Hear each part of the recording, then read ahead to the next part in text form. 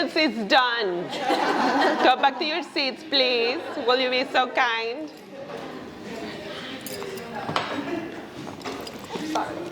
Okay, we are not many, but we are here. Who needs to be here. Thank you for coming.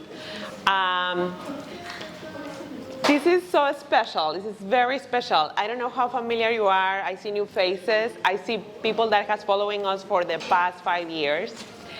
And it's just a great moment for me, for Cynthia, and I hope that it's a great moment for you. As a Latina in the wine industry, there are not many of us.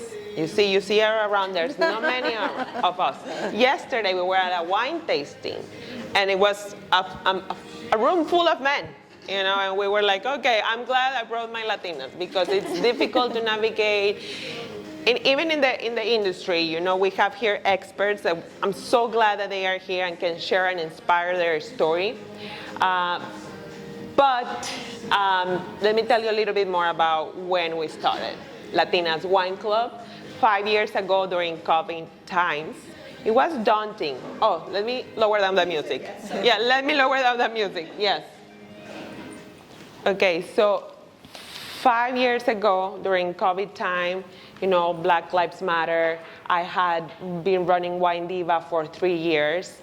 Wine Diva is a blog where I write what I like, what I don't like, what I recommend. And then Wine Diva felt like so global. I mean, I had friends in Mexico that were following me, people here in New York, people from Texas that were following me, but it didn't feel like a community or it didn't feel like it was talking to the people I wanted to talk or wanted to share this with. So I started seeing like many of my friends working in restaurants, they were like having a hard time during COVID because they were losing jobs, restaurants were closing, and I was like, well, what can I do from my desk? What can I do? I'm running social media. So I started this page, Latinas Wine Club Instagram page. And then sommeliers started reaching out to me. One of them was Erlinda, my partner, where we initially started Latinas Wine Club, and we incorporated in 2020, in the state of New York. And she said, let's try to make virtual wine tasting. Let's try to make it together. We're not going to do money for the first 3 years. It's been 5 years, and we haven't done enough money yet, but we're trying. So I say, okay, yes, for me it's very important, the community. So we start spreading the word. We connected with Cynthia in Texas. And then Erlinda, she's the wife of an army officer, and he had to go back, he had to go back to where he needed to be. And unfortunately, she had to leave Latinas Wine Club. And I was like stumbling because she was a sommelier. She was doing the wine classes. And I was like, can I step up or can I step down? And Cynthia was there, and she was like, Martha, I got you. And I'm like, Cynthia, you're in Texas. I am in New York. Like, it was, I'm so, I was like, oh, I'm having chills. It was so tough because during COVID times, the industry businesses were reaching out to us to giving us like literally money, like run this, run that. And we have the B2B, the business to business, up and coming and hosting tasting, virtual tastings. And then when we were able to host in-person events, we did it. We had great amount of amigas coming and even traveling from outside of New York. But then suddenly everything changed, and then Erlinda left, and I was like, what are we gonna do? The Core Master of Sommeliers gave me a scholarship, so I started my sommelier studies, and I was pregnant. And I lost a baby. I had an ectopic pregnancy. That's the real hustle, when life happens. Then I got pregnant again. I had my rainbow baby, thank God. And then we start doing the classes, and we keep going 3 years, and then fast forward, we struggle. There's no more B2B. The reality is the wine industry is having a hard time with the AI programs. It's so hard to have a sponsor. That's why I want to really acknowledge Winebow and Sierra Foods and all the people that really contributed a little bit with in-kind sponsorship, because that's what we can get right now. Believe me, it's so hard to get a sponsorship to do a program. So it's been hard. We shifted our business to community, business to consumer program, and I'm very strategic. I'm an engineer, right? That's my foundational, and I'm always striving to give you quality content, quality education, but it's just hard, amigas. And we are here because we have passion and love for what we do. We really need community. We really need you to help me spread the word. And it's just not just Marta. I always say it's not Marta. It's us. It's a gift for us. We really need to help each other. We really need to empower the community. We really need that education that it's so hard to get. For me to get a scholarship, it was so hard, and people don't know about it. And it's just like, there are resources, but it's just like so difficult to look for them and to show it to the right people. We've been talking to Constanza, to Sulin, people that work in the actual sommelier, positions in the restaurants, and they don't know they have this opportunity. So we really need. 5 years feels like a half decade, but we really feel like we haven't done anything. It's really. We need to keep going. We need to spread the word. We really need to share and inspire. Every social media post, every share, every like counts. That's why we are here. That's why we keep going, because people say, oh, what are you doing? It's great. Yes, but it's not enough. It's not enough. That's the reality. It's not enough. We need more of us. We really need more chapters. I am so glad that we have partnered with Cynthia and Angela. Come. From Texas, please. From Texas, and Amigas and Wine, and Amigas and Vine, and we're extending our capacity in Texas, because really Texas is such a community, so vibrant, that really needs to support. So expect traveling, expect more things, but also help us, invite your friends. You are in the field, you are in the restaurants. We have the digital platform. We are recording, we are spreading, we're going to be in YouTube and all that. We are great in digital, but we really need to have more in-person events like this. It's so important to see us face to face and say, you know what, amiga, I'm here for you. I'm here for you. How many times I've seen you, Jessica, and we were in the restaurant before like mega events, and Jessica and I were like in nerves, and it's like, Jessica, yes, we can do it. The imposter syndrome it's real, Even Tatiana, when she told me, like, Marta, you're gonna have a sommelier degree, you're gonna have a WSET diploma, they're still gonna hit you. It's always gonna be hard. It's always hard, But we have to do it. We really have to break the ceiling for our community, for our Latinos. So 10 minutes too short, but I want to say thank you, Cynthia. Thank you for being there for me this past years. You are a very important part of my life. You are like my wifey, my wifey. I feel, yes, thank you. We've been through life, losses and everything, and I appreciate you very much. Thank you. And everyone that traveled from far, from people, we have our people from Texas, from Connecticut, we're missing so many amigas, but I know that we're gonna get to them through digital. So thank you, and I'm giving you the word. Yes, so we can. Thank you, Marta. I cannot tell you how it's great to be here. And I traveled with my friends from Texas, and it was just an incredible experience. Thank you for coming to Austin. You came to Austin. We had a Mexican wine tasting. You had a pass to try your book. That's where many of us met Marta the Diverse Vine.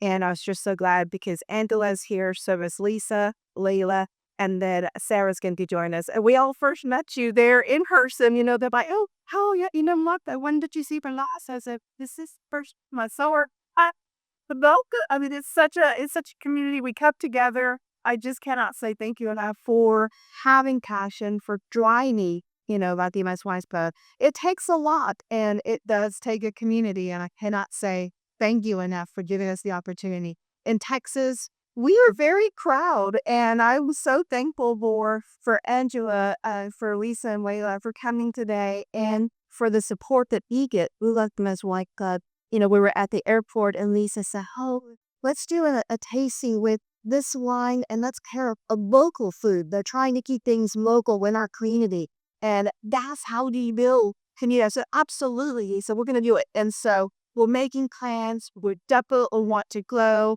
and elevate each other, with our Latinas Wine Club mission and our vision. And I cannot be thankful enough to you. I do I appreciate Linda for her part that she played also with Latinas Wine Club. She did bring the A. She did do some mentorship. And I understand life happens and you have to prioritize and have to shift. And I definitely understand. I appreciate you letting me step in and step back. So thank you. Thank you, Cynthia. Well, let's start. Let's continue with the program. We have 3 events. I know that you're here for the panel. Then we're going to go to the Summit Vanderbilt. And then we're going to our wine pairing event in La Contenta. But now, let's start with the panel. Deyanira, my dear friend, my mentor, she helped me to write the Mexican wine book that I wrote 2 years ago. She's such a role model for me in the publishing and the leadership and the way you make women inspire and find their true voice has helped me enormous. So I'm so glad to have you here. In the wine world, sometimes we need to spice it up a little bit. So I was like, Deyanira is the right person. So, por favor, Deyanira. Thank you so much. My pleasure is all mine to be here. Bienvenidas. Welcome to Mujeres en el Vino. I'm really, really thrilled to be here. To have the opportunity to share with you this amazing conversation with these inspiring leaders that are making a mark in the wine industry. I want also to thank so much Latinas Wine Club, Cynthia, Marta. I met Marta like 5 years ago. I reached out to her for an interview, and we have done so many amazing things together. She even hosted an event for my community with over 50 women, and we just have a blast. I have a question before we officially start. Is there anybody in here, and I want you to be honest, that is not a wine lover? Okay, are we okay then? We can start. Safe space. It's a safe space. That's good. Well, I want to start by introducing our amazing panelists. They have amazing bios. I was planning to show the bios, but it's not fair. So I'm going to read the entire bio because they have so many things they have done. And I want to start by introducing Vanessa Dones. Vanessa. Here is Vanessa. Vanessa is a seasoned communications professional with over 15 years of experience in the wine and spirits industry. Currently serving as the Senior Public Relations Manager at Palm Bay International. She has led strategy, communications for iconic brands like Champagne, Taittinger. My French, is that French? Yes. Taittinger and Louis Chardot, and also co-founded Home Sweet Hudson, a boutique vacation rental management business. With a WSET Level 3 certification, Vanessa's deep expertise is matched by her passion for community, which she shares through cooking and volunteering at St. Cassie Animal Rescue. Welcome, Vanessa. It's a pleasure to have you here. Let's please welcome Jessica Vargas. Jessica, so glad to have you here. Jessica is an Argentinian journalist with a background in marketing, wine-related businesses in Mendoza, the land of Marburg. In 2019, Jessica moved to the US and founded Anders on Cork with the aim of sharing the stories of wine producers and providing educational content about the wines and terroir of Argentina, as well as the rest of South America. In addition to her work in Anders on Cork, Jessica is currently a writer at large at Wine Enthusiast, the Bible of Wine. In her role, she reports on Latin America and South African wine regions and reviews over 1,300 wines annually. Thank you. Oh my God, that's quite an accomplishment. Joining us as well is Tatiana Vargas. Tatiana, Tatiana gana. I was going to say sister. Estamos en terreno seguro. My apologies. Tatiana Gana, my apologies, Tatiana. District Managers, New York Sales. Tatiana is a native New Yorker, raised by Chilean immigrants. She discovered her love of wine while living in Spain. After several years in advertising and sales, she proudly became a certified sommelier in 2015. She achieved the WSET diploma in 2021. She previously worked at Baron Francois as a sales rep, covering the entire state of New York and northern New Jersey. She also ran her own food and wine events and travel company just before joining YBO. Her industry experience is multifaceted and includes digital marketing, wholesale distribution, brand management, importing, wine traveling, consulting, education, retail, and even management. She can fake multiple accents in both English and Spanish. Can we hear something? Can we hear some of those accents? Yeah, I mean, what do you want me to do? Let's do French. Oh, that's easy. Oui, but you must first. Oh my God. Love it. That is so nice. Thank you so much. Thank you so much for that. And last and not least, we have Cynthia Rodriguez. Cynthia Rodriguez currently serves as a partner at the Latinas Wine Club. Thank you for all you do, Cynthia. She was a founding member, part of the first ambassador cohort of her, and her deep passion for wine drives her commitment to the club's mission. Educated, empower, and elevate through wine. After dedicating 31 years to public service, she has embarked on a new journey in the wine industry. Proudly hailing from Texas. I love Texas. My business partner is in Texas. She went to the event, right? She has embarked on a new journey in the wine industry. Proudly hailing from Texas, she supports and collaborates with Texas Fine Wine and nonprofits, including Texas Wine Option and Women for Wine SEMS, Texas Hill Country, and Texas Hill Country Shelter. Oh my God, what an amazing set of panelists we have here. And we want to start to know you better, and we want to start to know, how do you get into this industry? What was the moment that you say, esto es lo mío, I got it, this is me, this is where I want to be? If we can start with Vanessa, if you can tell us what led you to this industry, what made you stick here? Yeah, I got into the wine industry by accident. I was in college, I was broke, and I was looking for internships to just gain experience, and I was very focused, I need to find paid internships. And I happened to find a PR internship that was paid, and it happened to be at a wine-focused PR agency. And so, I just dove right in and worked hard, and I can't say that I had my aha moment right away. It was kind of a delayed reaction. So, this is my senior year of college, and thankfully they offered me a job. So this is 2009 when we were in the recession and no one was really getting hired. So I'm like, yes, I will start the day after I graduate. So, I show up and do the work. And about 2 months later, I was doing PR for the Long Island Wine Council. And we went out there for a trip to kind of, meet some of the winery owners and taste the wine. And I went to a place called Wilford Estate, which many of you may have heard of. And the winemaker at the time, Roman Roth, he has a private label, which I think he still has, called the Grapes of Roth, so a play on his name.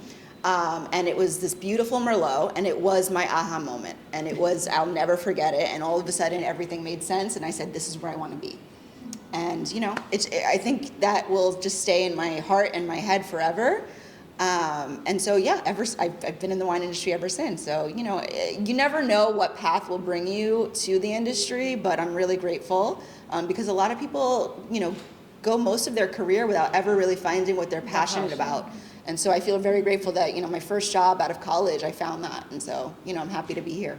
Very, very lucky to find out what will be your path so early. Yeah. Jessica, what about you? Being raised in Argentina, I imagine that you were around wine since you were a child. Yeah, actually, well, first, thank you, Marta. Thank you, Cynthia, everybody, for inviting me. I'm so happy to be here. And, well, my study, how I studied in wine, it's kind of funny because you say, okay, I was born in Mendoza. Mendoza is the heart of wine country in Argentina, as you might know. But I didn't fall in love with wine until I was like late in my 20s. I graduated as a journalist with a major in social communications. And I started working in wine because right after college, I needed to work. And Mendoza, it's beautiful, but it's a small city. So I found this job at a winery that needed somebody to help with the blog and also with tourism. They needed somebody that speaks English, and they hired me. So I don't know why. But yeah, so I started working there.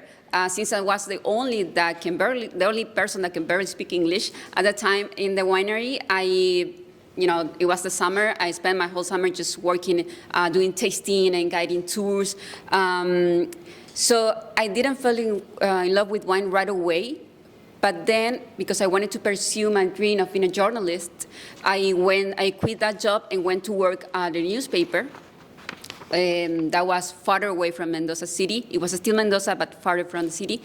And while I was working at this newspaper, I started missing, working with wine, speaking with people, telling them about the wines that they were tasting, and just communication. I realized that one of the things that I like is not only journalism, but communication, communication can be many forms. It could be writing, journalism, it could be guiding and tasting, it could be content, marketing, So I love all of that. And I quit my job at the newspaper and went back to Mendoza City to find a job at a winery. Oh my and God. Yeah, and I did. So I started working at a winery again in 2014, and I've been working in the wine industry since then. Yeah. Oh my God, amazing. Thank you. Tatiana, you are a powerhouse. You bring the taste of wine to restaurants, to stores. Tell us, how do you get into selling wine, especially being Latina? What did your mother tell you? Are you crazy? Are you selling wine? She did. That was a tough day. So first of all, thank you so much for having me here. It's an honor to be here. So I always worked in sales. I worked in advertising sales. And then while I was in Spain, my family always drank wine. My family's from Chile. So it's like, if you don't have wine at the table, we don't sit down. There's no ability to eat. What are you going to drink with water? Like, that's crazy. So, but it was never really that much of a passion until I went to Spain and I saw like the way that people embrace food and wine and community and gathering. And that's really what appealed to me. When I came back to New York to live, I remember I didn't know what I was going to do. I was kind of like, I didn't want to go back to advertising. I was like, what am I going to do? What am I going to do? And my mother gave me this book. I think her name is Caitlin Stansberry. She's a sommelier, and she wrote about like the basics of wine. And one of the things that she was talking about is when you smell wine and you get all these different aromas. And I was like, yeah, why is that? Why are you getting blueberries and pie and all this? Is that in the wine? And the basic question that a lot of people ask when they're just learning about wine, and just the whole magic of really fermentation, right? And how that can transform into actual molecular science, where these aromas are really appearing. But they're not in the wine. It's all just science. And that just gave me so many chills. And I was like, that is the most incredible thing I've ever heard. And I remember shortly after that, I went to I don't know if anybody knows the Brotherhood Winery that's in, not upstate New York, but it's very close to New York. But, and I just remember learning more about like fermentation and the process of putting wines in barrels and grapes and how this process happens and the story and all of the history behind it. And I was like, this is it. This is what I want to do. I love the story. I love everything about it. How can I get into this? So yeah, I just started working in a store. I abandoned all of that career. My mother called me every day and begged me. I know you're drinking now. You're insane. What are you doing? And now she's like calling me. She's like, wow, look at you, huh? I was like, you see? So yeah, it was quite the trajectory. But But yeah, it was definitely that, you know, it was like the magic of wine and the ability to bring people together, especially people from all types of worlds, right? That's what's wonderful mostly about it. You have so much passion for, this. I can feel the emotions, like you're describing the wine and the process, and I'm pretty sure that everybody here can feel your emotions. Cynthia, and you went ahead and beyond, and you decided to create communities. You decided to call everybody in Texas, let's do this. We are Latinas, and we have the right to be in a male-dominated industry. Tell me a little bit about that. How was the beginning? First, thank you. Oh my gosh, I am at a table where I am humbled, humbled to be here with you all. Thank you.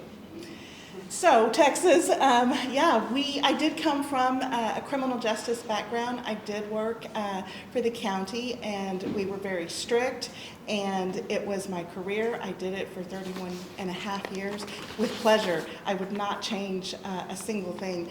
I did grow up drinking wine. I thought everyone had wine on the table. I remember my tias and my grandmother in the kitchen, and they were cooking and pouring here and pouring in glasses, but that was their coming together. We had big Sunday meals together, and we always had wine. Yes, there were other spirits, there were beer, but we always had wine.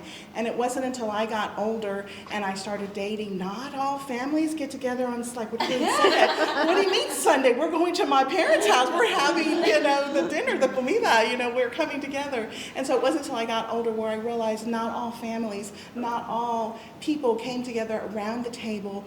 You calm down, you take things slow, you savor, you get to hear the stories, what's going on in their lives, how you can help. As other females, we would help each other, our cousins, our tias. We did try to elevate and to help them in whatever issues. Tomas is going on vacation, or he's got a work thing, I need some help with the kids. Well, my aunt stepped in and they stepped up, and I really do appreciate. And you see community, and I was so thankful that I could take that, my family and my community there, and expand it in my work, in my life. I have been so blessed to come across women and some nice men who really did go ahead and give you space and give you enough room. You could either hang yourself or you could fly. And I was so thankful because, yes, you did take off, and you do get a chance to do that. In Texas, I really have found a community. It was during COVID when I found Martha. I did not even have social media before I found Latinas Wine Club. You can go back and look. You would not see my face for the first few years. I met Amy on Cloud Wine, and she did this little challenge about going in front of the camera. That's how you build community. People want to see you. They're like, Cynthia, I didn't know you were Wine for Frida, and I didn't know you were, a member with Latinas Wine Club. But I was so embraced by my local community there in Texas, our Texas wine, supporting our Texas family, our Texas friends. I cannot tell you how appreciative I am to have that opportunity and to grow there in Texas. So this is an all new chapter for me. I'm proud to say I earned every one of these gray hairs, and so thankful. And we are so happy to have you. And to listening to you, it's amazing. It's what you said. It's just the conversation. It's just the community. It's like when you're drinking wine, you have to stop, smell the wine, listen to the people around you, savor the food. So you guys are such an inspiration. Thank you for being here. Jessica, now we heard the stories, and I love stories. I love to hear how things started. Now let's go deep into you. Eres periodista de vinos. Soy periodista, tengo un background in marketing, como decía. I'm a reviewer. I feel like I'm also a content creator. I think I'm many things, mostly in communications. Is this a thing, writing about wine? Is this a field within journalism? What will you say to anybody that has passion for wine and want to try about wine? Well, since I graduated as a journalist, you don't have to have a degree to be a journalist, but I think there is a difference between being a journalist and being a writer. I mean, almost all journalists can be writers, but not all writers can be journalists. What I mean by that is that being a journalist takes commitment. Okay, you have a responsibility with the readers. And I take that very seriously. Whenever I write about something, Let's say I have to write about a trend that is happening in, I don't know, Chile or Argentina. And what I try to do is research and see if that's really a trend, you know? So journalism is about doing deep research about things, communicate them in a way, you know, I always have trouble with this word, pero no hay subjetividad objetividad, perdón, en el periodismo. It is hard to not get involved and have an opinion about something. That's okay. But still, you have to tell the truth. You have to do your research because you have this responsibility with the reader. You can just say, oh, I like Bonarda, so, you know, I'm going to write this about Bonarda when it's not true. Or maybe it's just something that you think it might be true, but you didn't really do a research about it. So that's why I think if you want to be a journalist, you have to take it seriously, okay? So that's why I say, you can be a journalist, you can be a writer, but just do your research and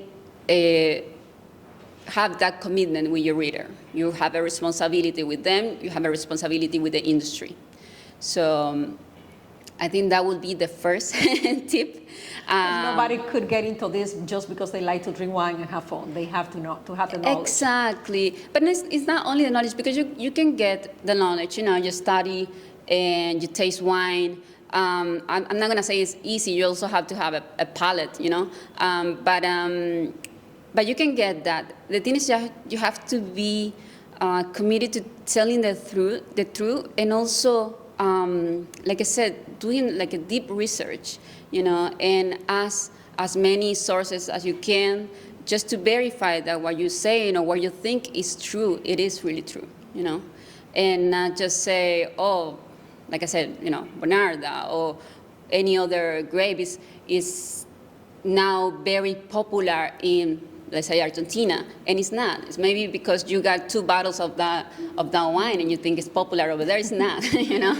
Or maybe a winemaker came to you and said, oh, I'm doing this. This is the best thing that is happening right now in Chile. Might be for him, you know, and I might love the wine, you know, but is that really true? You have to reach out to many people, you know. You do that, and then the reader will know, okay, this is really what's happening over there, okay? And also that builds your credibility, right? And I think that's very important when you are a journalist.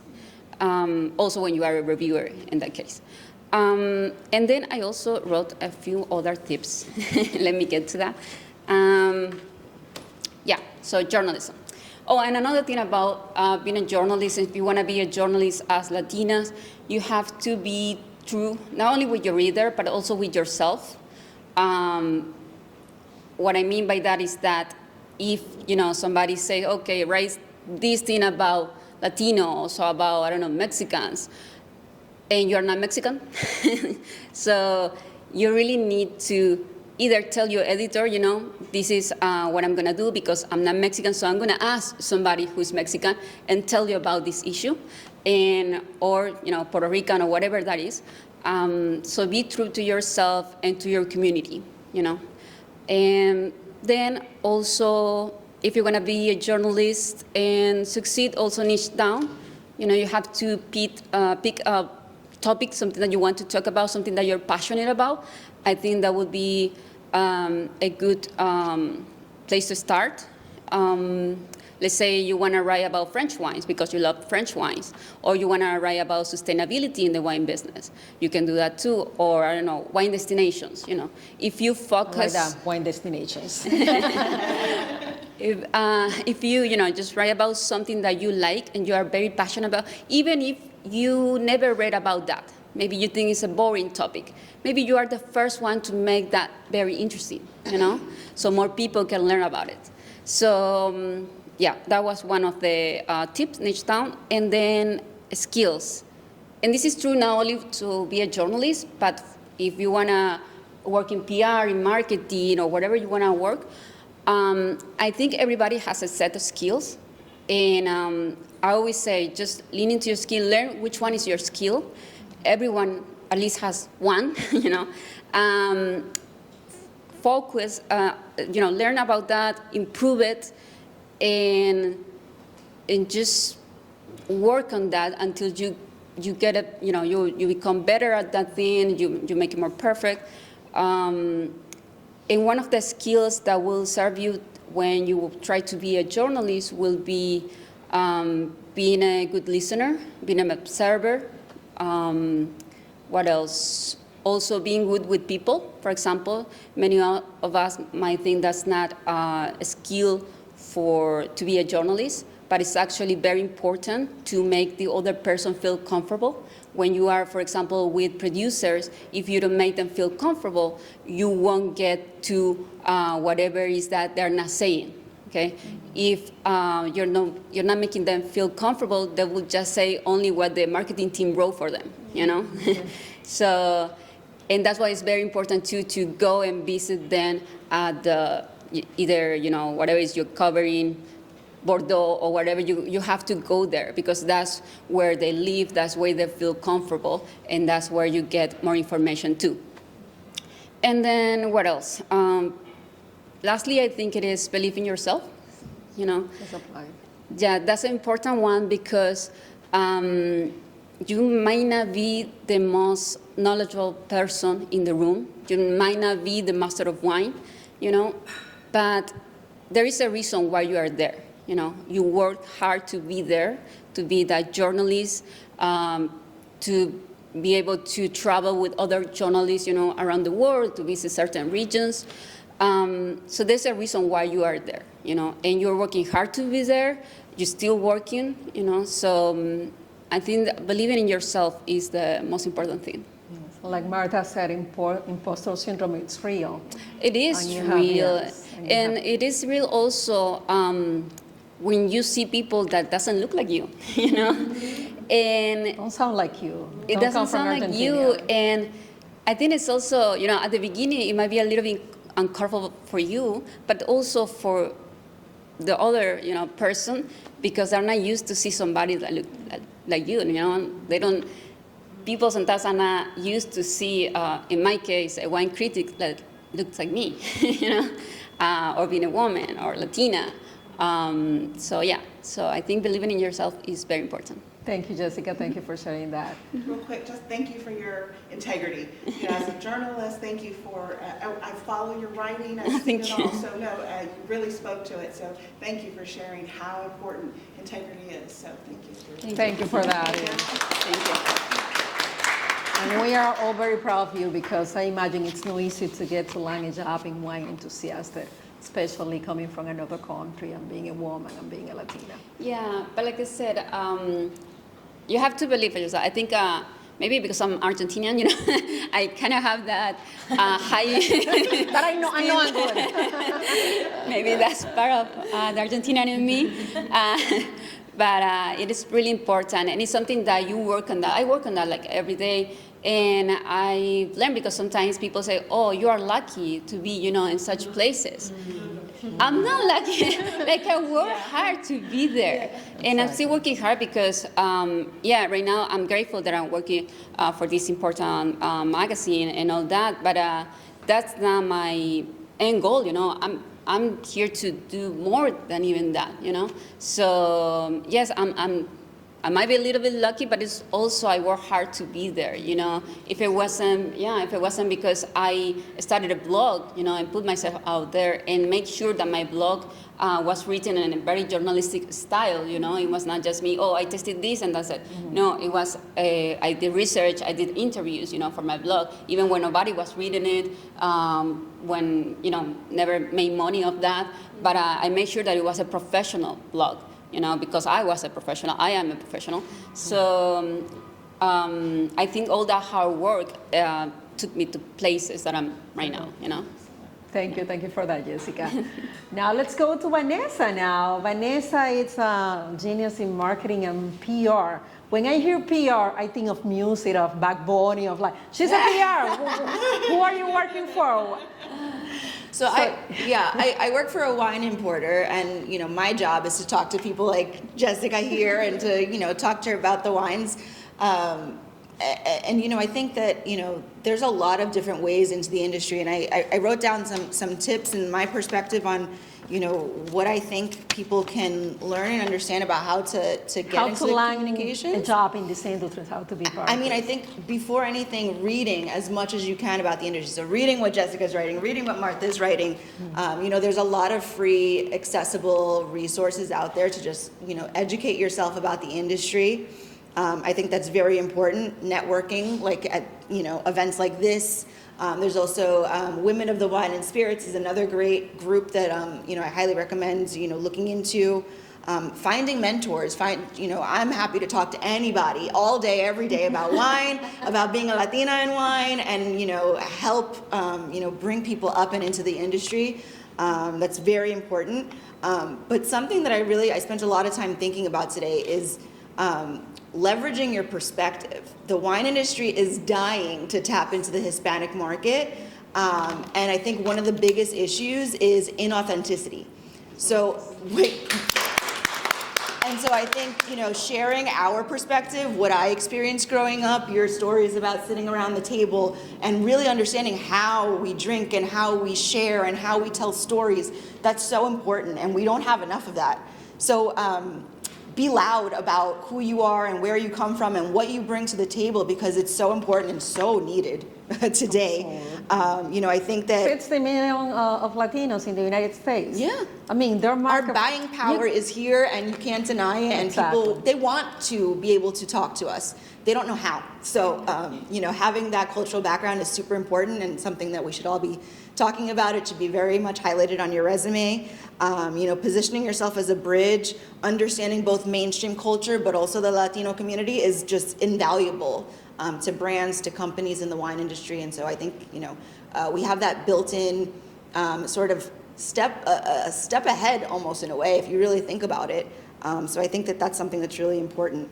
So I think also learning how to market yourself. So if you're coming from a different industry, if you are a bartender or you're a waitstaff, you're doing consumer engagement. Like, that's how you should be talking about it. Learn how to market yourself and look at the skills that you have and position it in a way that really highlights what is at the center of what you're really doing and how that can play into the wine industry. So I think that those are all different things that can really help you and serve you. That is amazing. Thank you for sharing that.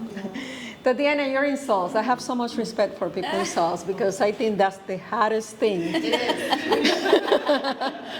But it's selling wine easy. And if I want to get into the sales environment of wine, if I want to become an expert selling wine, what do I need to do? Well, for sure, I definitely think both Jessica and Vanessa stole my notes. No, I'm just kidding. That's really a lot of what I would also recommend. It's also, having integrity for what you do, believing in yourself, certainly embracing your culture, right? We're not a lot of people in the industry that look like us, right? So it's an opportunity right now. And some people may say, oh, well, I'll never be able to achieve this because I'm not a white male, but actually you can, and I think a lot of people really want to hear what we have to say. I have sat at a table with a bunch of men who want to hear about what I have to say. They're really interested. And if we can just, move aside the prejudices and you come into a room and you're like, no one looks like me, great, who am I going to talk to? No one. But if you move that aside and you just kind of embrace who you are and act with integrity and courage, you can bring a lot to the table, and people want to hear it. They want to hear you. They want to embrace that. They will celebrate you. They will champion you. They will push you up. And it's a really great feeling when you don't have to be somebody else to be elevated, right? You can be yourself, you can embrace yourself, whatever that is, your culture, your religion, whatever that is, and be appreciated for that. So I think there's a lot to that. One of the things for me in sales has always been, the most important thing has always been to be really open-minded. And to accept that not everybody wants to talk to you. Not everybody wants to hear your story. Not everybody wants to taste your wine. Not everybody wants to buy what you have. Okay, I accept that, and I'm not going to, push and impose my persona, my beliefs onto you. If that's not what you want, that's fine. But what I have encountered as a Latina is that a lot of people will never say no. And the whole thing about sales, and I think in life, is like, if you don't hear a no, just keep going. Keep showing up. Eventually, you will get them, and it's like, oh my God, that's like the most amazing feeling, right? It's like you conquered it, you achieved it. Just keep going back. If someone says no, all right, it's no. Close the door, accept it, goodbye, move on, right? But if there's no, you don't hear a flat out no, and you can ask for it. I say keep going. All right, tomorrow, next week, oh gosh, she's back again. All right, 2 months, and you keep coming back, keep showing up. Trust me, it really is. And I think that's like a really good life lesson for sure. And then the other thing about wine, too, is the ability to be creative, right? This world that's so much fun because there are so many things we can still do and create. And it doesn't have to be just sales. It doesn't have to be, just one kind of field. You can create your own field. It is very, very open to a lot of things. And right now that wine is struggling so much, it needs some creativity. And I think as Latinas, we bring so much culture. I mean, most of us are from different countries, right? And we probably share lots of common things and also differentiate in a lot of things. And that just makes us so rich, so multicultural, so the ability to reach a lot of people and to understand a lot of people. And that is a real advantage that we need to tap into more than pull away from, right? We need to really embrace that. We need to hang on to that. And when you're in a room with nobody that looks like you, talk, speak up. You don't have to be mean about it. You don't have to be, rude. You don't have to be pompous about it. Speak up, right? Just say, this is what I think. I don't think that's a good idea, or I love this idea. And, maybe people will be like, we don't want to hear from you. Fine, okay. I know somebody wants to hear from me, right? I mean, I'm sitting in a room right now, and like lots of people are listening to me, so it's okay. That's kind of, I think that's pretty much for sales. And as far as advice, I think humility goes such a long way in this world, right? And it's so easy to be, the one who has all these credentials. You're smelling wine, you know what you're tasting, you know everything, and then all of a sudden somebody who doesn't know anything about wine says, oh, I love this brand of wine, and you're like, oh my God, that's like the worst wine in the world, right? And you're like, oh, and you forget that you were once that person who didn't have all that knowledge, right? And the ability to step out of that person that I have all this knowledge, I have all this experience, and share with this person, say, oh, tell me about what you love about this wine, and have you tried this, and have you tried that? That type of humility brings people into wine. And right now, we need to bring people into wine, especially people like us. We need to embrace each other, we need to bring each other in, the more there are of us, the better for all of us to thrive. So yeah, that's what I would recommend. That is amazing, and that is surreal what you said. Cynthia, you and Marta has done something incredible. You guys created a community. Marta opened up New York. I have my community, Latinas Wine Club, New York, and you did the same in Texas. And this is amazing, and this is what actually the industry needs. How can other women do the same in other states? Well, I really thought about this on the ride over here, and as we were flying, I thought, oh my gosh, I had two of my good friends on the plane with me. Angela was in the air. She was coming from San Antonio. You talk about, we all had the same goal to come together, and I thought about three things. I really did. Find your purpose. Find Everyone has a talent. Everyone has a superpower. Mine was super easy, and I learned it early on in life. I could make friends with anybody. And that it's true. It's true. I knew that. I knew that growing up. I knew that in school. I could make friends with anybody. So find your superpower. Find something that resonates with you. And even if it's little, my husband has an eagle eye. He can proof everything. And he's like, yeah, you used A instead of this, or I would switch this. But that's his eye, and he's in that zone.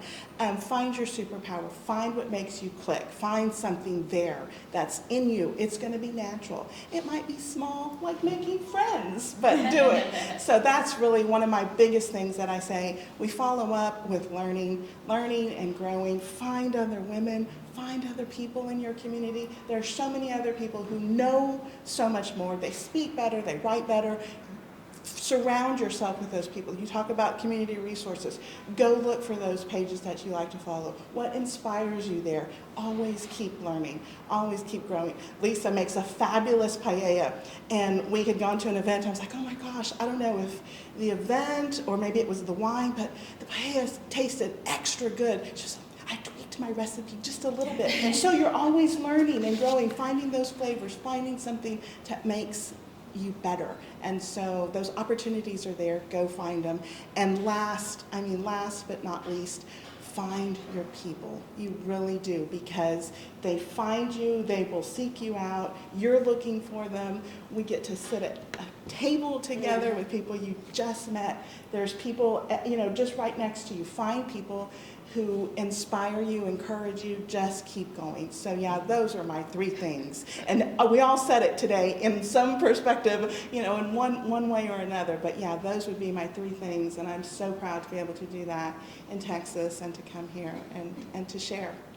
I am so glad to be here and to be with each one of you. And I have to be honest, when Martha told me a Latina panel in wine, I say wine, I was imagining, you have this concession like riquitas,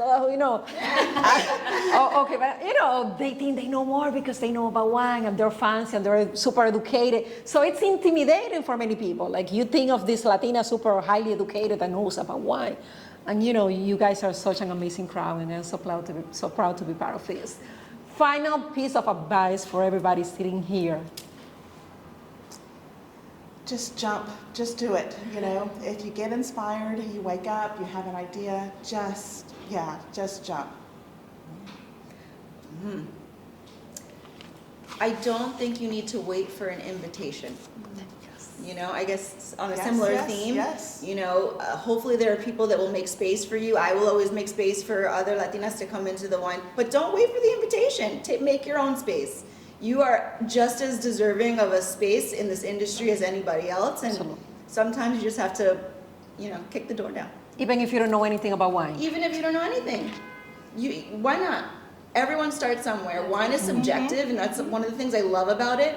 You can smell or taste something completely different than I do in a glass, and I can't tell you you're wrong. Mm-hmm. So, it's a very welcoming industry if you look at it from that perspective. So you don't have to wait for an invitation. I didn't see anyone that looked like me when I, started 15 years ago, but now I do, and I hope that continues, but, you have to start somewhere. So if you're in a different community where there's, less members, everyone has to start somewhere, so you don't have to wait for an invitation. Or host a class, like a wonderful way to get connected with this. Like Martha has some incredible classes that they teach you how to hold it, because most people don't even know how to hold the cup. How do you hold the glass? So, do that with your friends, with your girlfriends. Get together. Let's have a wine tasting class for us. Yeah, absolutely. For me, what they say, believe in yourself. Reach out to your community. I'm so happy when I see Martha sometimes at this event. I think it was last week I was guiding and tasting with a winemaker for the magazine, and Martha was there, Oscar was there too, people that look like me that were there and supporting. Martha is always supporting me. I'm trying always to support her too. So lean into your community, and like they say, just believe in yourself. Go get it. If you see an ad, they want a PR and you want to apply, go do it. If you want to reach out to a magazine, do it. They know it's already there, so you just have to go for the yes and get into those places.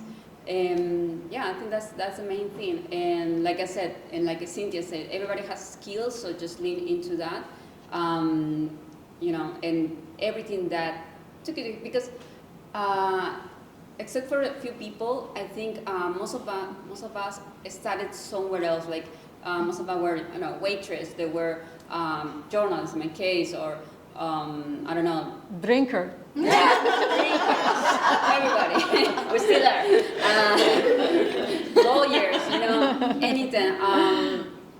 But then they found in wine, and that's what happened to me. I found in wine a community.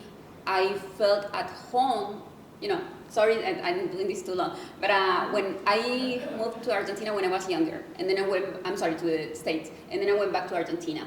And it was hard for me to get used to the city again, you know, to Mendoza, and because I was here. New York is a different place. And when I started working in wine, that's when I felt at home. You know, that was, you know, maybe, I don't know, 5 years after I moved back to Argentina. The time that when I felt at home, it was when I started working in wine. And that's when I realized that whenever I can work in wine, it could be Argentina, it could be the US, it could be, I don't know, Italy. Whenever I'm working in wine, that would be my home, you know? So that's the power of wine. For me, it's culture, it's community. So it's a great place to work if you want to, you know, and you have so many different departments where you can go. You know, you can be PR, you can be a sales, you can be a journalist, you can be, you know, have a school, educate all the people. So if you like it and you feel that this is your place, just go for it. Great, thank you so much. What about you, Tatiana? Final piece of advice. Yeah, I guess final piece of advice from hearing this wonderful panel is, I think, one, definitely, it's very hard to go into a room with a lot of people who, especially when you're just starting out, who know more than you.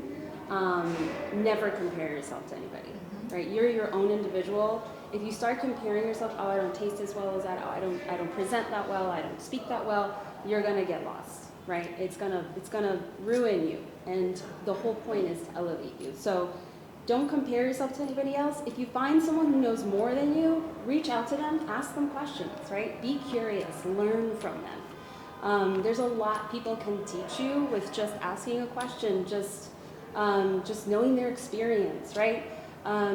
So always stay curious and don't compare yourself. And lastly, I think the most important thing for me, which has taken me years to learn, but I think it's definitely trusting your gut.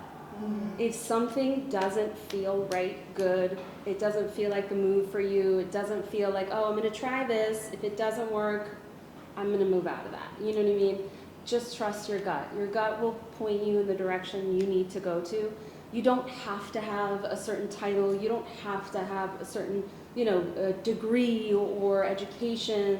You know what I mean? Like you can be your own individual and bring what you have to the table, and just follow your intuition. Thank you.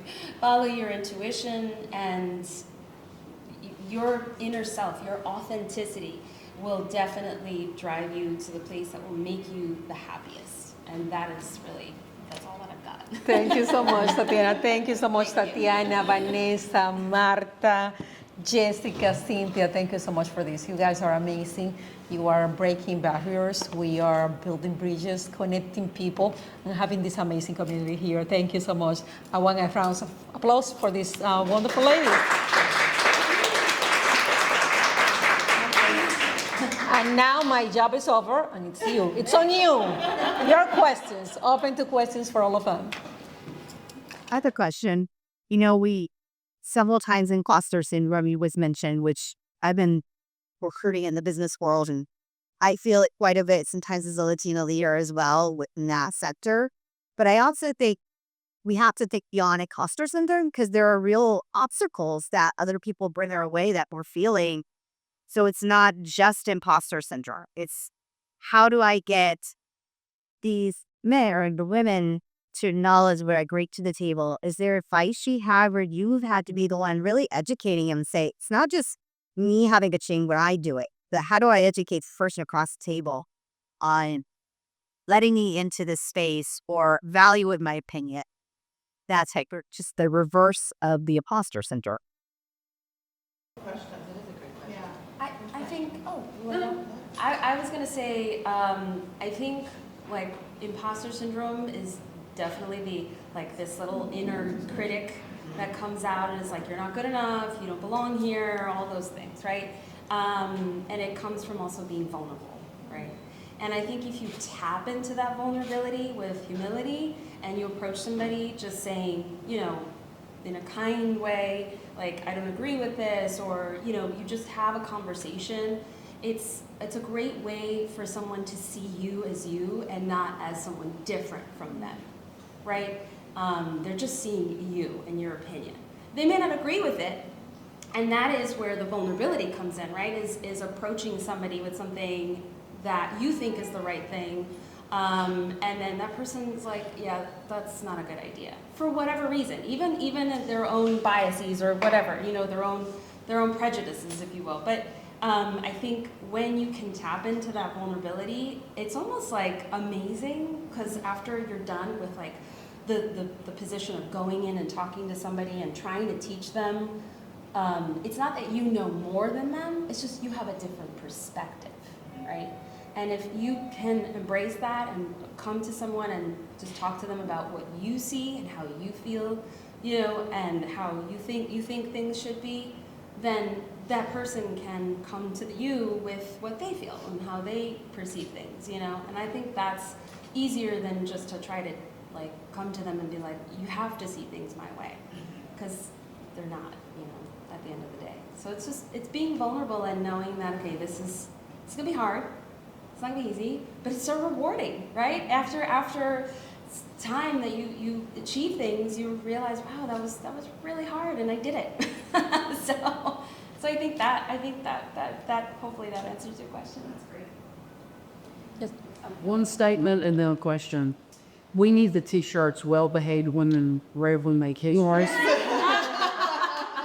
I think we both sort of live in that zone. When you put yourself out there, you're going to get your hand slashed, and you might get a little pushback. Yeah, like you said, you just be like a weeble waddle. You can fall down, but you can get back up. I got to remember that. And the other question is, would everybody please give their Instagram? I'm finding some, but I'm not finding the others.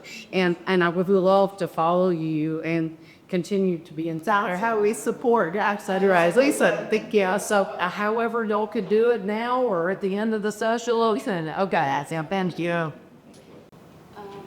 So I was going to answer her question. So 2 things. First, for imposter syndrome, if you ever feel that way, don't blame yourself. I don't think that's something that is in you. For example, me, like I said, I'm Argentinian, so I'm like, be good, you know. I always, I will say this in Spanish. Siempre desde chiquita he confiado en mí, siempre he creído en mí. Por eso he llegado donde estoy. Yo vengo de una familia muy pobre. Soy la primera a graduarme, mi papá es plomero, mi mamá limpiaba casas, entonces creo que siempre he creído mucho en mí. Entonces, hice las veces que he sentido algo así como imposter syndrome, creo que también que es un producto de lo que pasa alrededor, ¿entendés? Si obviamente vos estás en un environment que la gente te mira diferente o notás que miran diferente, y por ahí no es un tema de porque son malos o porque son racistas, es un tema porque no están acostumbrados, porque es incómodos para ellos en el sentido de que es la primera vez que ven a una mujer en ese puesto o ven a una mujer que encima no es blanca, en mi caso de este color, y eso pasa con todo el mundo, y no es un tema solamente de Estados Unidos, eso pasa en todos lados. Entonces, eso por un lado. Impostor síndrome, si lo sentís, bien, trata de superarlo, pero no te sientas mal por sentirlo, porque no es solamente algo de vos, o yo no tengo confianza en mí, por eso lo siento así, es un tema del environment también en el que estás.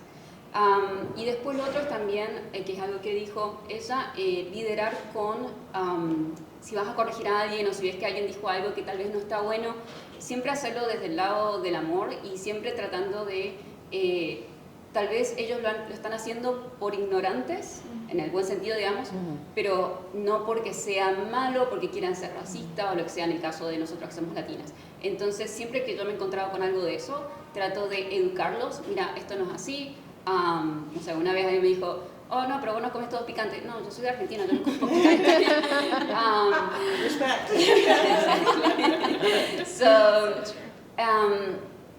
So, empezar desde ese lado, o sea, si queremos que la gente sea kind con nosotros también tenemos que ser amables con ellos, ¿no? Entonces, empezar desde el lado que por ahí son ignorantes. Nosotros como latinos tampoco tal vez sabemos todo sobre la cultura asiática, ¿entendés? Entonces, entender que el otro tal vez no sabe que hay, no sé, un montón de países en Sudamérica, en Latinoamérica, que cada uno tiene una cultura diferente, que no todos comen lo mismo, ¿entendés? Tal vez deberían, pero no lo saben. Entonces, enseñale primero siendo amable y después si ya le dijiste 2 veces y no aprende, y bueno, ahí empezar de otra forma. Pero creo que siempre hay que liderar siendo amable, ¿no? Y sorry que lo dije todo en español, pero es que me sale más fácil así. We're a fully bilingual community. Gracias.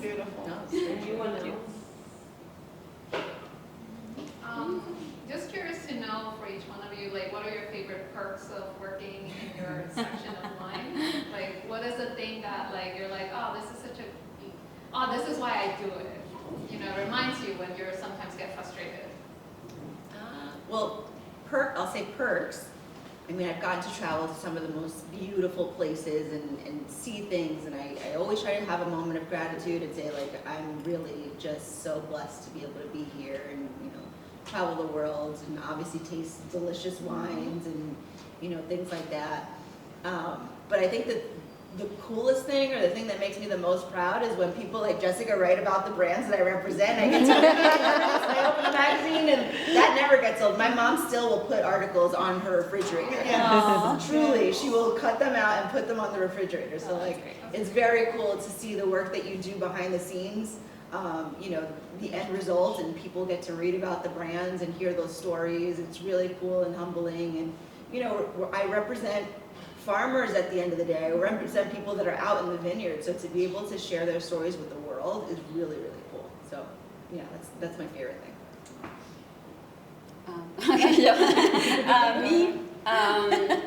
For me, I think the best part of my job, something that I always love, is listen to people that is passionate about what they do. Whether that is wine or whatever is that they're doing, I just love to listen to people when they talk passionately about what they're doing, what is their job, you know. So there are some, in my case, with always speaking with producers, with winemakers, I just love that because it's an inspiration, you know. It makes you fall in love with wine again, you know. That's what they're doing. So I think that's a great skill that they have, that they can communicate that passion. Like, I'm passionate about wine, but maybe I'm not communicating that enough. But people that can do that, I think that's the best part of my job when I'm speaking, you know, talking with them, tasting wines, and they just, you know, you can see their eyes and how they speak, you know, and that's the best part for me. You know, that's all. Yeah, for me, I guess it's not even the wine. I love the wine, I love the travel, I love the events, the parties, all of it is super fun, the socializing, but I think the best part of this job for me is meeting so many different people all the time and going to different stores, different areas and neighborhoods of New York City, the stores, the restaurants, especially when they're like, you know, mom and pop stores and mom and pop restaurants, and then like you meet the owner and the owner's having lunch and, you know, he's talking and it's like the other day I sat down with this Italian client, very Italian, right? And then all of a sudden he starts speaking in Spanish to his, you know, broken Spanish, his chef, right? And it's just like, what's going on here, you know? Or, you know, there's just like crazy stories, all this stuff that happens behind the scenes of when you go to a restaurant in New York City, which you don't realize. There's just so much. It's like a theatrical performance. The next time you go to a restaurant in New York City, really take it like that, because it's absolutely astonishing what they do. I mean, I've seen people with furniture piled up and tasting with it. And I'm like, you're opening up in 20 minutes? And, like, yeah. And then they whip it around and you're like, oh my God, how did you do that? And like, everyone's got their face on and all the candles are on and it's a really incredible thing to see. And it's just people, you know, and they've got their stories and they'll tell you their stories, and that's like the best part of my job. I love it, and the fact I can do that with wine, and really good wine, that's even better. Marta, I have a question for you. Perfect maridaje. Give us some tips. My pairing, oh my God, no. Well, you have to read the blog. There's always good pairings. Right now, bagels and sparkling wine. Yeah. Very good. So, if anyone has another question, if no, one can try that. Anyone else? Yeah. How our wines, Latin wines, are doing in the U.S. market right now? Pretty damn good, I think. I mean, I think well, so now we have a whole new section of Latin American wines, which are coming from Mexico, and they're getting so much popularity, just because they're, aside from being good, there's a story to tell there, right? And that actually Mexico was like the first country in this part of the planet to really start making wine, right? And it's been so long that they've made or started to produce wine this way. So that's really interesting. Of course, Argentine wines and Chilean wines, they're very popular for the style, for the stories. But I think there's a lot more to that too, and like more styles of wine are coming out from those regions that are very unlike what we've seen before in the past. So yeah, I think they're doing really well. I think it's only going to get better.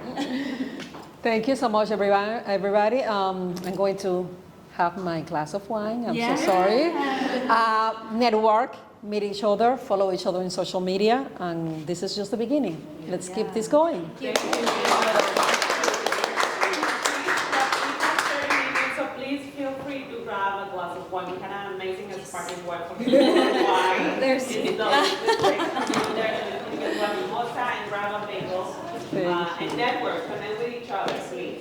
And applause for Marta. Yes, Marta. Marta and Cynthia, thank you so much for making this gathering possible. Thank you. This is it. This is the best part, guys. This is the part we love. Coming together. That's right. Oh, the package, let's take a picture. Send me out in the fridge if you want to get it. Oh, is it in here?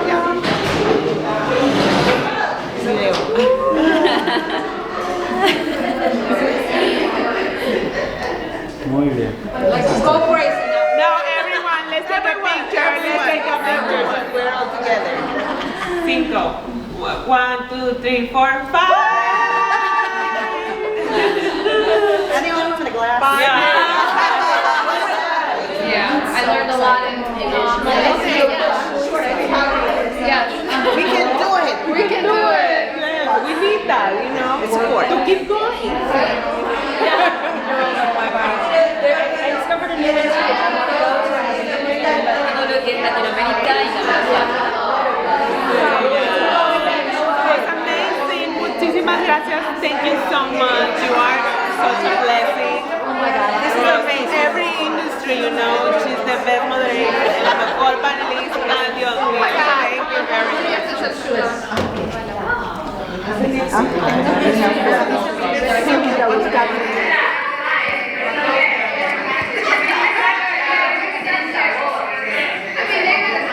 Salud to another 5 years and many more. So Latinas,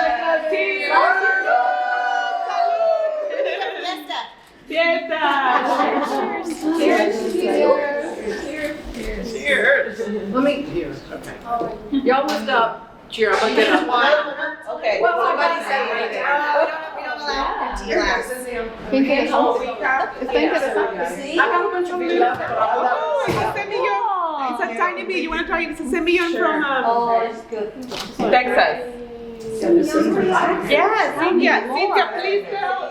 Tell me. So, Pergonalis Cellars, a longtime family. They're in the Texas Hill Country. Wow. They grow Semillon, 100% Semillon. They do have Swedish roots. It's called.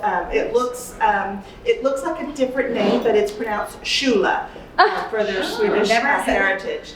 That's like the Beautiful. Irish names that are like Yes. it's Hyla, but it's like really Kurgan, Yes. It's just incredible. Thank y'all for trying. I'm so They're glad. really cool labels. Yes. Very good. Yes.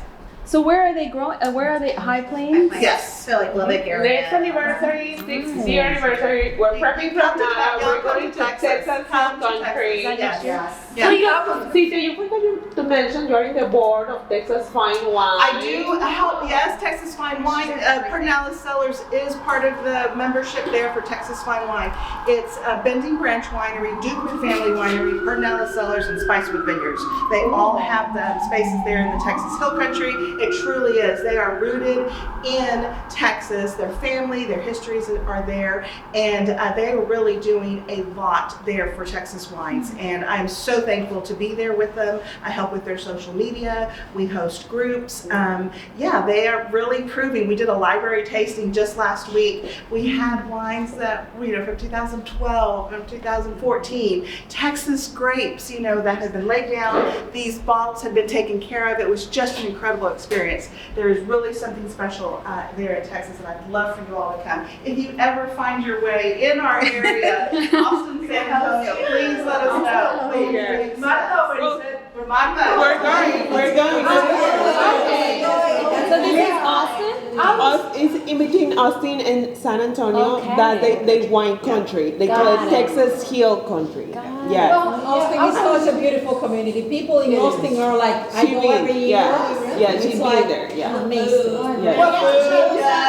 Well, what I want to say that I want everybody not to just say if you're in the area. I would love to schedule something for you all to come.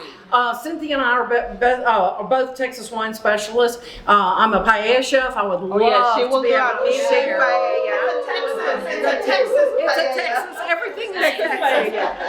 We would love for you to come and let us meet you. The Texas wines have exploded on the scene. And what you knew 10 years ago is not the same now. It is an amazing place with amazing winemakers.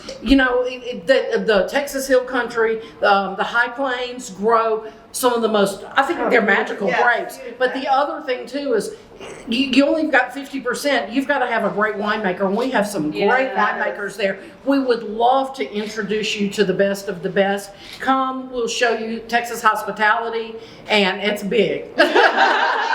So please, let's Marta, you said Yes, we're gonna organize it. Yes. Thank you. Absolutely. 5 years. It's a 5-year Well, congratulations. Thank you.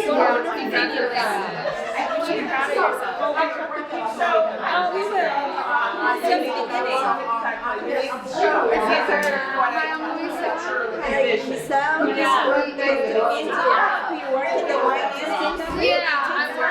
I work at Wine Corp, Tatiana. Where are you going? No, I didn't like the first event with budget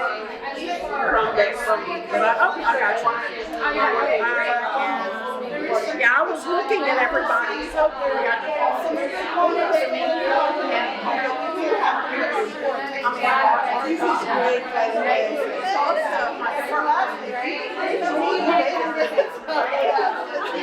It's huge. I love it. I am interested about it. I'm very excited. We're the fifth largest school. Okay. I bought it going down the street.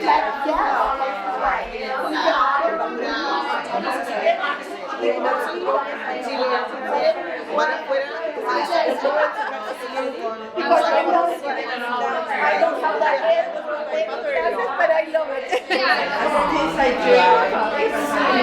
Just a huge thing for us to be here and share with you and to be a part of the community. We have some Italians, Sicilians, but we also have a very passionate, not to diminish any other culture. I love Italian. Because of that, is the passion that connects us. Somehow it runs in our blood. I don't even think we have anything like this, like an Italian. I'm kind of jealous and envious that you know this. Yeah, we're trying.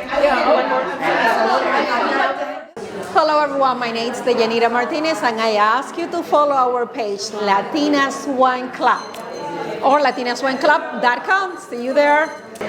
Síganos, señores, en la página de Latinas Wine Club, en Instagram, en social media, tenemos una página web.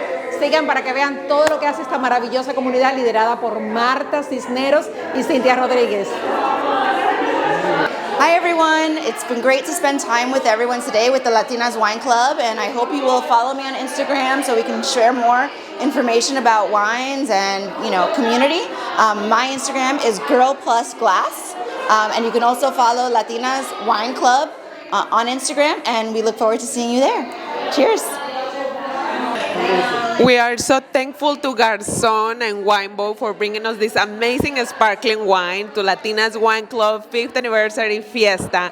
And we want to invite you to read our blog where we're going to post the review of this amazing wine at latinaswineclub.com/blog. Amigas, este vino es un delicioso espumante de Garzón de Uruguay, exquisitas burbujas que les recomendamos, y también les recomendamos visitar nuestro blog para que lean todas nuestras recomendaciones de vino y maridaje en latinaswineclub.com/blog. Hi, my name is Jessica Vargas. I'm here, so grateful to be here at Latinas Wine Club event, and I invite you all to follow Marta, to follow Latinas Wine Club, where you can find a place with a lot of community, many Latinas that would like to connect with you and learn with you about wine. So please follow Latinas Wine Club. Soy Jessica Vargas de Anderson Cork. Los invito a todos a que sigan a Latinas Wine Club. Estamos ahora en el evento de ellos de los 5 años y estoy muy agradecida de estar acá. Espero que todos puedan seguir a Latinas Wine Club y participar del club, así pueden conocer otras latinas, conectarse y aprender juntas o solo disfrutar del vino. Hola, my name is Tatiana. Mi nombre es Tatiana. I am from Winebow. I work as a district manager. I highly recommend visiting Latinas Wine Club and viewing this wonderful panel. It's such an honor to be here. So much excitement. There's so much energy, and I think whether you are an ally or you're a Latina yourself or not, and I think this is a great opportunity to understand Latinos, Latinas, how we drink, what we like, what we need, because we're a big part of the community and the consumers and the wine world. So, and it's only going to get bigger and better. So please visit. Por favor, para todos los hispanoparlantes, hablantes, por favor visiten la página Latinas Wine Club para ver este hermoso panel de mujeres poderosas con mucha energía y muchos consejos muy interesantes. La información que estamos hablando, esto es el principio de algo muy importante para nuestra comunidad y lo recomiendo para todas y todos. Hasta luego. Hello, it's Cynthia Rodriguez with Latinas Wine Club. It is my pleasure to say hello from New York City. We just celebrated our 5th year anniversary with Latinas Wine Club. I cannot tell you how special it was. We had our panel discussion with women leaders, Latina women leaders, showing us how to elevate each other and follow our path, our own path in wine. Thank you. Cheers.